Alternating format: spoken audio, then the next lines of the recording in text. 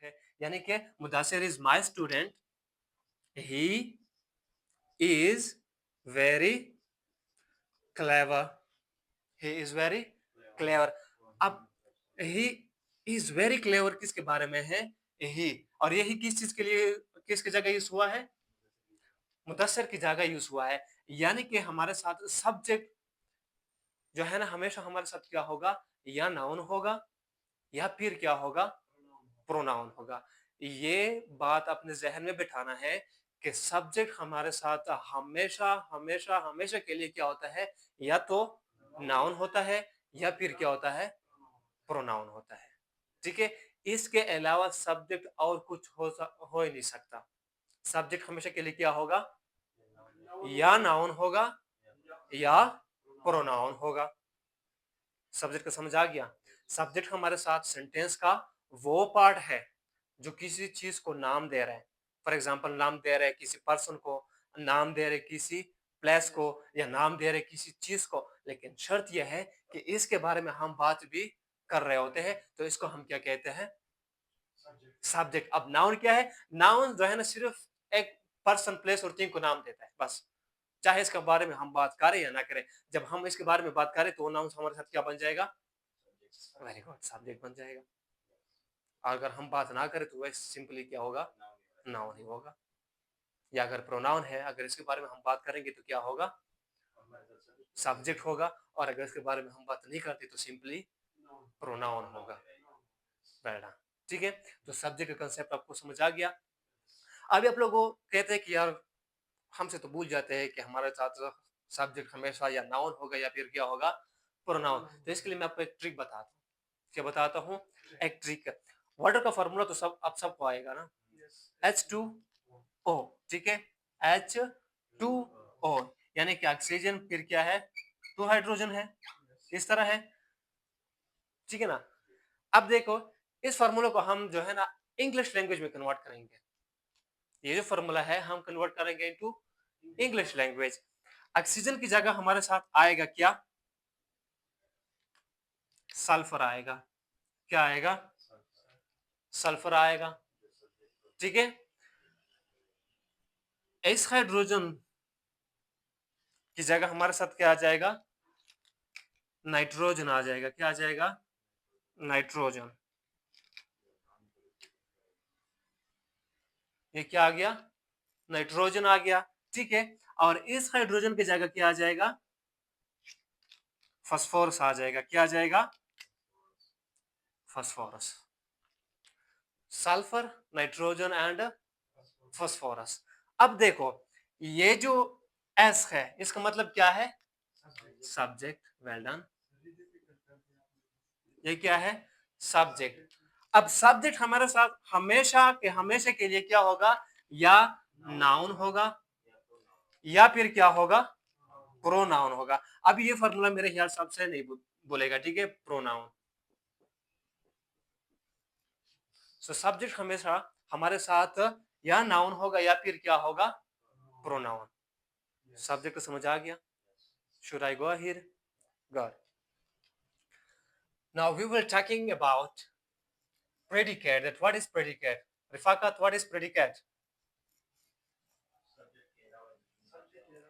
Subject के अलावा जो भी जुमला हो, वेल डन कह सकते हो, लेकिन what is the real concept of predicate?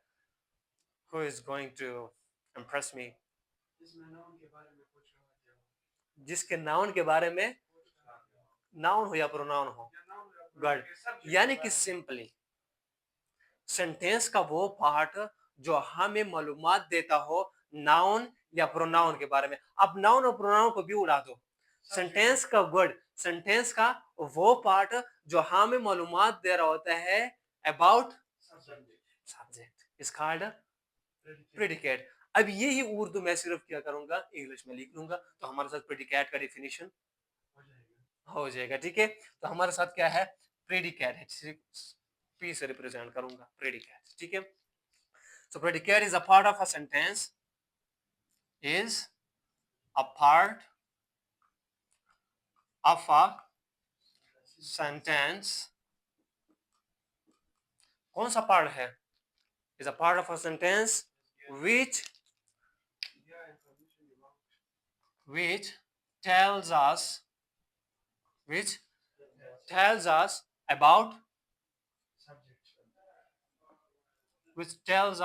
something. ठीक है, फिर सही होगा, which tells us something about subject is called what? Is called predicate. अब देखो, मैंने आपको बताया था कि सब्जेक्ट भी क्या है, सेंटेंस का एक हिस्सा है, और प्रेडिकेट भी क्या है, सेंटेंस का एक पार्ट है. सो देखो, predicate is a part of a sentence. Predicate भी क्या है हमारे साथ, एक पार्ट है, एक हिस्सा है. किस चीज का? गुड, किस चीज का? सेंटेंस का. अब इसका फंक्शन क्या होगा रफाकत? which tells us, जो हमें बताता है, which gives us information, which gives us something about subject is called predicate. यानी कि हमारे साथ इससे ये पता चलता है कि सेंटेंस के हमेशा दो पार्ट्स होते हैं. सेंटेंस के हमेशा के लिए क्या होता है, दो पार्ट्स होता है. एक कौन सा होता है, दूसरा कौन सा होता है? सब्जेक्ट वो होता है जो हम किसी नाउन या प्रोनाउन के बारे में बात कर रहे होते हैं. ठीक है. अब प्रेडिकेट क्या होता है कि जो बात हम कर रहे होते हैं, इसको हम क्या कहते हैं? सिंपल कंसेप्ट देखो. फॉर एग्जांपल, अगर मैं आपसे पूछूं कि आपका सब्जेक्ट क्या है, तो आप बोलोगे बायो. आपका सब्जेक्ट क्या है? फिजिक्स. ठीक है ना. अब देखो, मैं बता रहा हूं कि आपका सब्जेक्ट क्या है, तो मतलब किसके बारे में आप स्टडी कर रहे हो, किसके बारे में आप स्टडी कर रहे हो. अब आप स्टडी कर रहे हो अबाउट, यानी कि बायो के बारे में आप बातें कर रहे हो. जो बातें आप कर रहे हो वो क्या है, जो इंफॉर्मेशन बायो बुक के अंदर होते हैं वो क्या होते हैं, वो सारे रिलेटेड होते हैं बायो के लिए, वो सारे बायो के रिलेटेड होते हैं ना. तो जो प्रेडिकेट्स, जो जितने भी इंफॉर्मेशन लिखा होता है, मियोसिस, माइटोसिस, ग्लाइकोलाइसिस, जो चीज भी है ना, ये सारा क्या है, प्रेडिकेट है. किस चीज का? वर्ड बायोलॉजी का. ठीक है ना. इसलिए हम ये कहते हैं कि सब्जेक्ट. हम ये नहीं कहते कि आपका प्रेडिकेट क्या है, आपका प्रेडिकेट क्या है. हम ये कहते हैं कि आपका सब्जेक्ट क्या है. सब्जेक्ट मतलब यह है, आप बायो के बारे में बात कर रहे हो, आप फिजिक्स के बारे में बात कर रहे हो. ठीक है. आप जो बातें कर रहे हो उसको हम क्या कहते हैं? प्रेडिकेट. इसको हम क्या कहते हैं? प्रेडिकेट. सो प्रेडिकेट भी हमारे साथ क्या है, सेंटेंस का एक पार्ट है जो हमारे साथ इंफॉर्मेशन दे रहा है. किस चीज का?